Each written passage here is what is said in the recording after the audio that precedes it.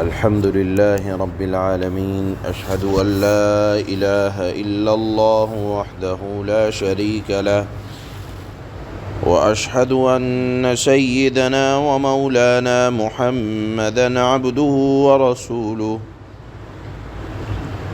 أما بعد، فأعوذ بالله من الشيطان الرجيم.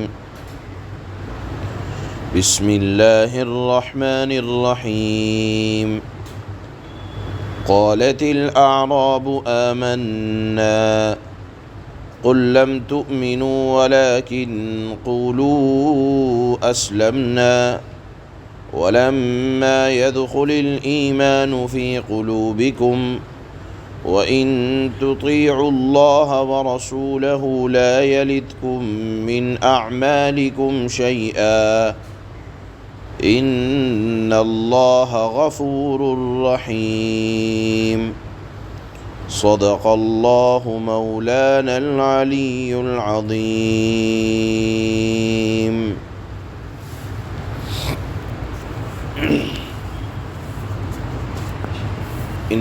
اس ایک آیت میں آج کی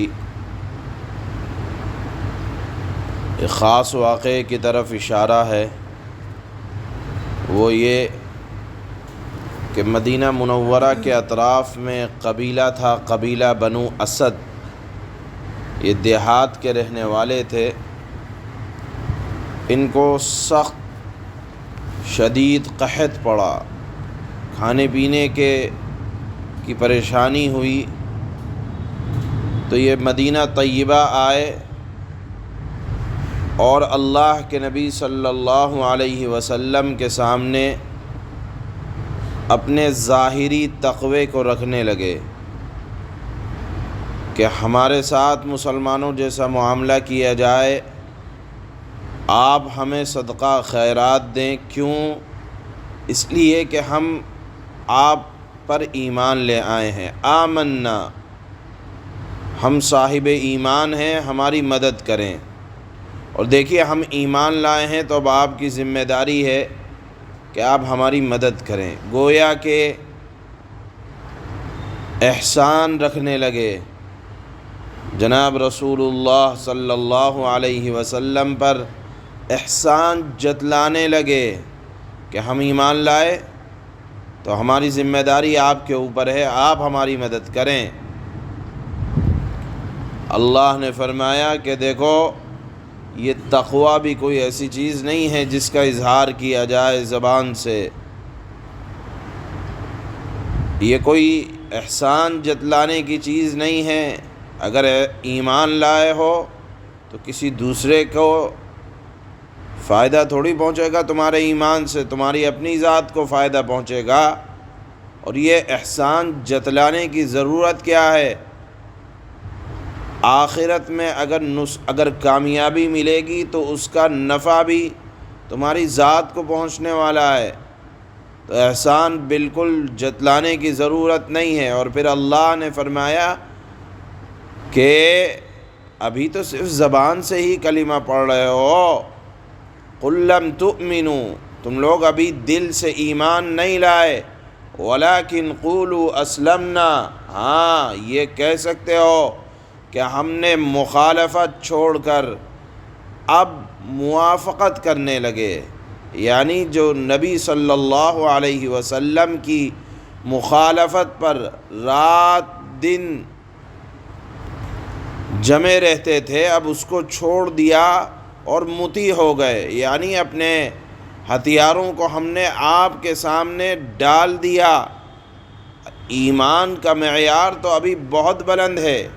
ایمان تو نام ہے زبان سے اقرار کرنے کا، کلمے کا اقرار، اور دل سے یقین. اور دل سے یقین رکھنے والا وہ احسان نہیں جتلایا کرتا کہ ہم ایمان لے آئے.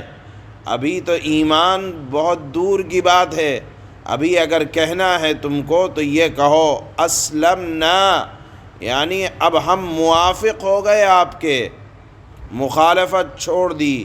اور رہ گئی بات ایمان کی، تو ایمان کا قلب میں داخل ہونا بہت ضروری ہے. زبان سے اقرار اور دل سے یقین اور احکام پر چلنے کی پابندی، یہ ایمان کے بنیادی چیزوں میں داخل ہے۔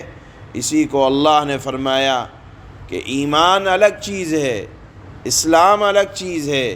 ایمان کا مرتبہ بہت بلند ہے، ابھی تو ظاہری موافقت کی ہے، اور ابھی سے احسان جتلانے لگے۔ احسان کی کوئی ضرورت نہیں ہے۔ اللہ نے فرمایا کہ ہاں، ابھی اگر تم نے اپنی زبان سے اقرار کر لیا اور پابندی کے ساتھ شریعت پر عمل کرتے رہے تو اللہ تمہارے کسی عمل کو رائگاں نہیں کرے گا۔ اللہ کو احسان جتلانے کی ضرورت نہیں ہے، اللہ دلوں کے حالات خوب جانتے ہیں۔ ہاں، اگر کوئی غلطی بھی ہو جائے تو اللہ مغفرت کرنے والے، رحم کرنے والے ہیں۔ اس مضمون کو آج کی آیت میں بیان فرمایا، اور کل جو آیات پڑھی جائیں گی اس میں اللہ نے مومن کے اوصاف، کمالات، یا مومن کس درجے کا ہوتا ہے، یا صاحب ایمان کی شان کیا ہوتی ہے، اس کو کل کی آیات میں اللہ پاک، یا اس کے بعد والی آیات میں اللہ پاک بیان فرمائیں گے۔ آج کی آیت میں اللہ اتنا فرما رہے ہیں کہ ایمان لانے کے بعد بالکل احسان جتلانے کی ضرورت نہیں ہے۔ اگر احسان جتلایا جا رہا ہے تو اس کا مطلب یہ ہے کہ ایمان ابھی دل کے اندر داخل نہیں ہوا ہے۔ اللہ فرماتے ہیں قالت الاعراب آمنا، دیہات کے کچھ لوگ آئے اور ان لوگوں نے کہا، اعراب کہا جاتا ہے دیہات کے رہنے والے،